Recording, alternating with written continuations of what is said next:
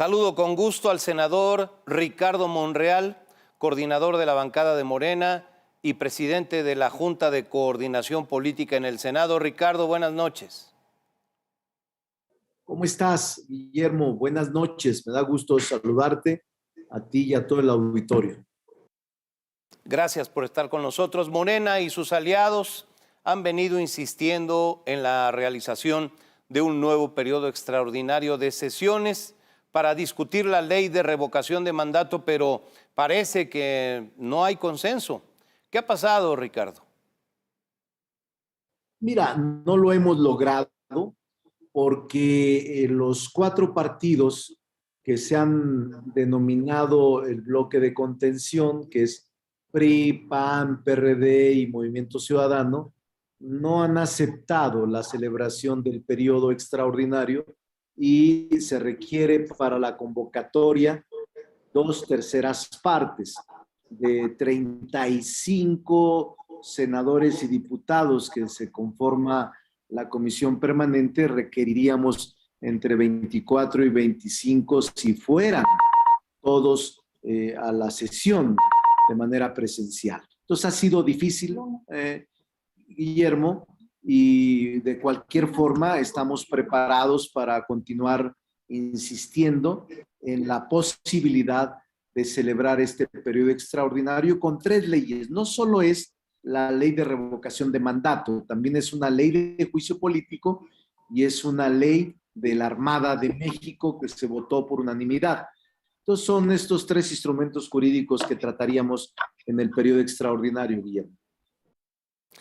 Ricardo, hasta donde entiendo, el principal argumento de este bloque que refieres, el llamado bloque de contención, es que no tiene sentido apurar la realización de un periodo extraordinario cuando le quedan escasos 12 días a la actual legislatura. ¿Por qué la insistencia en realizarlo? Es un argumento que respeto. Ese es uno de los argumentos que han esgrimido en la oposición. Yo te diría en respuesta que al contrario, creo que estamos retrasados. No hay premura, sino tardanza, Guillermo, en la aprobación de la ley reglamentaria de revocación de mandato, porque la reforma constitucional donde se aprobó la incorporación de esta figura denominada revocación de mandato, fue incorporada, aprobada en diciembre del 2019. Y allí en uno de sus transitorios, Guillermo, nos comprometimos a que en 180 días, repito, tendríamos la ley reglamentaria.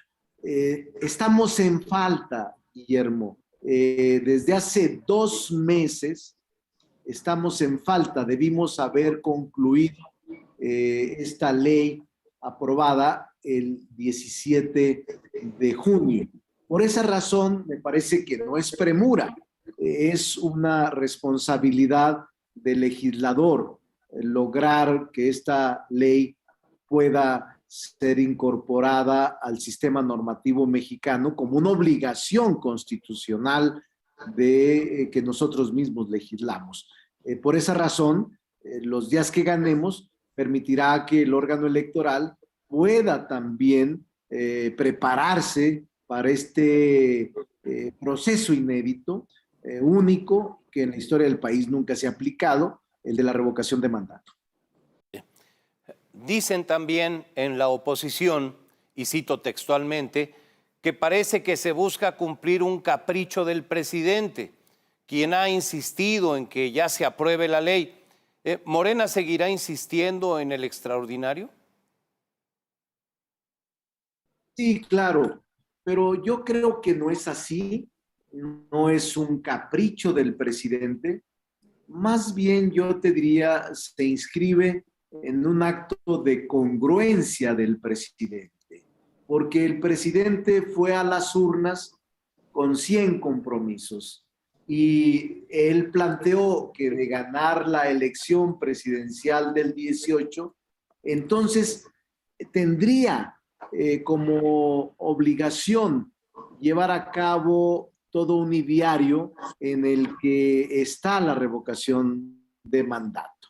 La revocación de mandato es el compromiso número 82, 83 de estos 100 puntos, y lo que el presidente está haciendo es actuar de manera congruente, y los legisladores que surgimos de este proceso de la misma forma estamos actuando, con congruencia frente a los 30 millones que votaron en las urnas por el presidente de la República y por nosotros como legisladores. Otro de los temas con los que no parecen estar de acuerdo en la oposición es con el planteamiento de la pregunta en la consulta de revocación. Dicen, así me lo han dicho en entrevistas, que en los términos en que está planteada parece una pregunta de ratificación y no de revocación de mandato. ¿Hay espacio para modificar el texto o ese tema para ustedes es irrebatible? Mira, primero te diría que no es inconstitucional la pregunta. El propósito de la revocación es un proceso democrático que tiende a confirmar o a revocar.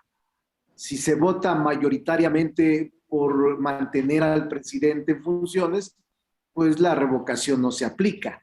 Solo si la mayoría de quienes votan dicen que debe de concluir anticipadamente el periodo para el que fue electo, entonces sí será aplicable la revocación.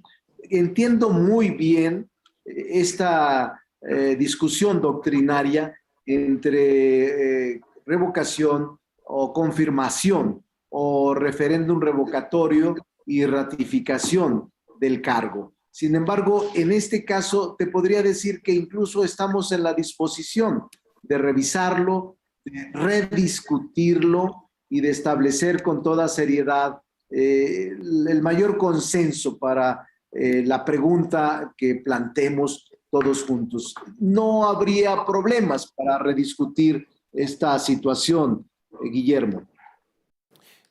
Ricardo Monreal, hablemos de la reforma electoral que impulsará Morena.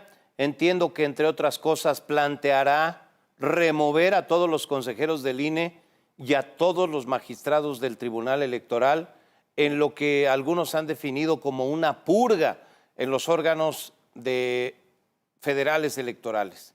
Te pregunto, ¿cuál será el alcance de la reforma electoral que propondrá Morena?